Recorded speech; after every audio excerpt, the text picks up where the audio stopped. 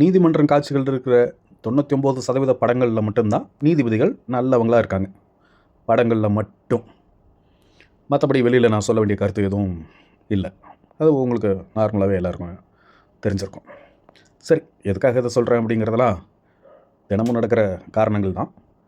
பரவாயில்ல, அதை விட்டுருவோம். நம்ம சொல்லி மாறவா போதும். ஒரு படம் ஒன்று பார்த்தேன். அந்த படத்துடைய பேர் 2000 ரூபா நோட்டு. தமிழ் படம் தான்.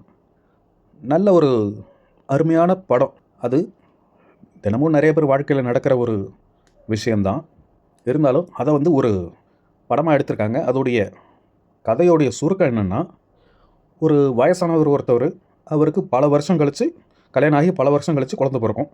அந்த குழந்தை பிறக்கிற ஹாஸ்பிட்டல் செலவுக்கு போயிட்டு ஏடிஎம்மில் பணம் எடுப்பார். அந்த ரூபா நோட்டு 2000 ரூபா ரூபா நோட்டாக வரும்.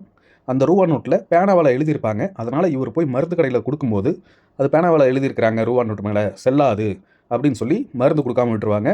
ஹாஸ்பிட்டலில் குழந்தை உயிருக்கு போராடிட்டு இருக்கும். இவர் போயிட்டு அந்த ரூபா நோட்டை அந்த பேங்க்கில் மாற்றலாம் அப்படின்னு கொண்டு போவார். ஆனால் அங்கே அந்த பேங்க்கில் மாற்றி தர மாட்டாங்க. அதனால் இவரால் மருந்து வாங்க முடியாமல் அந்த குழந்தை இறந்துடும். இதை அவருடைய நண்பர்கிட்ட சொல்லும்போது அவருடைய நண்பர் ஒரு வக்கீல். உடனே அவர் பொதுநல வழக்காக போடுறாரு. இந்த வழக்கு நடக்கிறது தான் முழு கதை, படத்துடைய கதை. கதை அருமையான கதை. ஆனால் என்னென்னா, பேசிக்காக நம்ம மக்கள் படம் ஒரு பிரம்மாண்டமாக இருக்கணும், ஸ்டார் காஸ்ட் இருக்கணும், பெரிய நடிகர்கள் நடிச்சிருக்கணும் அப்படின்லாம் எதிர்பார்ப்பாங்க இல்லையா? ஆனால் இந்த படம் அந்த அளவுக்குலாம் இருக்காது. பெரிய நடிகர்கள்லாம் யாரும் இல்லை, எல்லாம் புது நடிகர்கள். டைலாக்ஸ் பேசுகிறது கூட ஏதோ எழுதி வச்சு மனப்பாடம் பண்ணி ஒப்பிக்கிற மாதிரி தான் பேசுகிறாங்க. அந்த இதெல்லாம் படம்லாம் பார்க்குறதுக்கு நல்லா இல்லை, ஆனால் பார்க்கலாம். ஒரு அருமையான கருத்தான படம் தான், பார்க்கலாம். படம் மாதிரி பெருசாக பிரம்மாண்டமாக எதிர்பார்த்தலாம் பார்க்க முடியாது. ஆனால் கதை நல்ல கதை. டைம் இருந்தால் இந்த படத்தை யூடியூப்பில் இருக்குது, பாருங்கள்.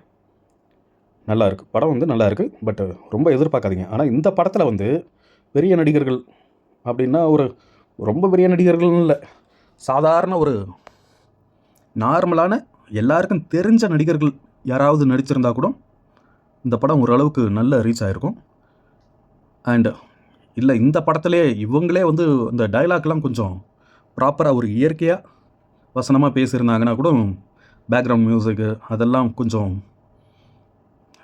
மியூசிக்லாம் கூட நல்லா இருக்குது, ஒன்றும் பிரச்சனை இல்லை. பட் அந்த நடிகர்கள் ஒரு இயற்கையாக அந்த டைலாக் டெலிவரி மாடுலேஷன் அதெல்லாம் இருந்திருந்தால் இந்த படமே நல்லா ஓடி இருக்கும்.